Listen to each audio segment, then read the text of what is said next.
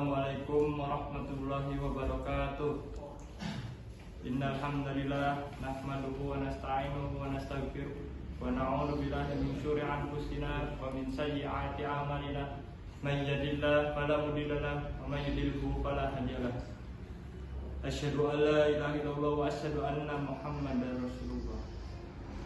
Pertama-tama marilah kita panjatkan puji serta syukur kita kehadirat Allah Subhanahu wa taala yang telah memberikan kita kesehatan sehingga kita bisa bertatap muka di hari yang cerah ini.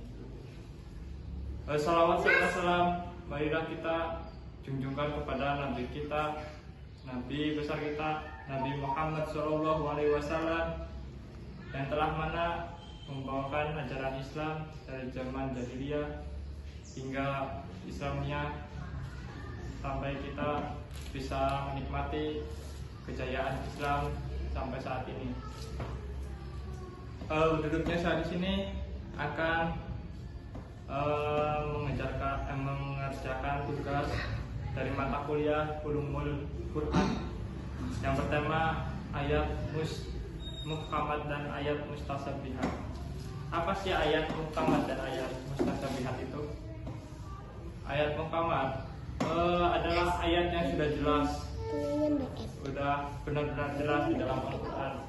Sedangkan ayat mustasabihat itu ayat yang samar, jadi belum jelas di dalam Al-Quran itu, jadi kayak puzzle lah ya, tebak-tebakan, tidak jelas, belum jelas. Yang pertama saya akan membahas tentang ayat muhkamat. Apa sih ayat muhkamat itu? Ayat muhkamat adalah ayat yang sudah jelas.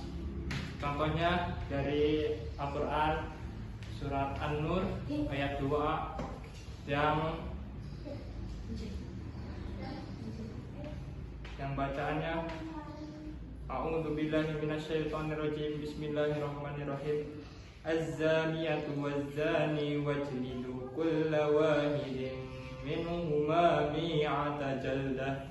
Pezina laki-laki dan pezina perempuan cambuklah ia 100 kali. Dari potongan ayat tersebut sudah benar-benar jelas hukuman bagi orang-orang yang berbuat zina, laki-laki atau perempuan. Sudah jelas-jelas di dalam Al-Quran itu hukumannya 100 kali.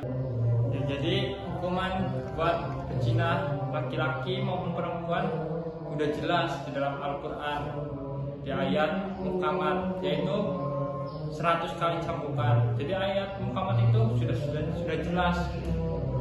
Sedangkan ayat mustasabihat yaitu ayat yang samar-samar atau belum jelas.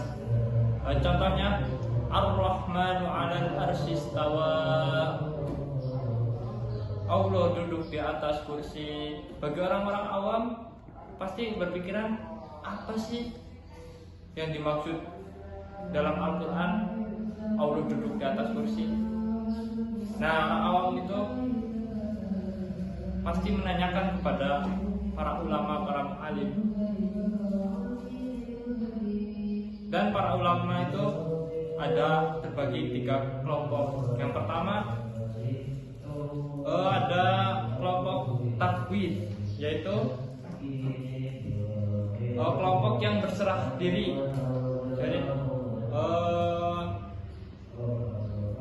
dari ayat tersebut Allah duduk di atas kursi, ya udah ulama tersebut berserah diri aja kepada Allah. Wallahu a'lam, hanya Allah yang tahu.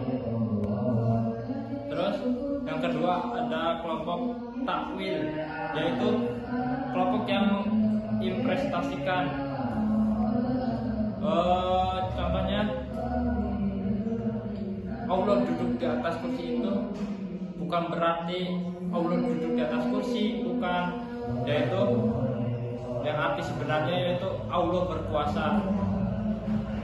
Misal si fulan duduk di atas kursi wali kota menjabat 50 periode. Si fulan itu bukan berarti duduk di atas kursi, bukan duduk aja di atas kursi, bukan. Yang berarti sesungguhnya itu yang bermakna dia berkuasa dalam konteks menjabat sebagai wali kota. Sedangkan yang ketiga ada kelompok isbat. Ya, yang ketiga ada isbat.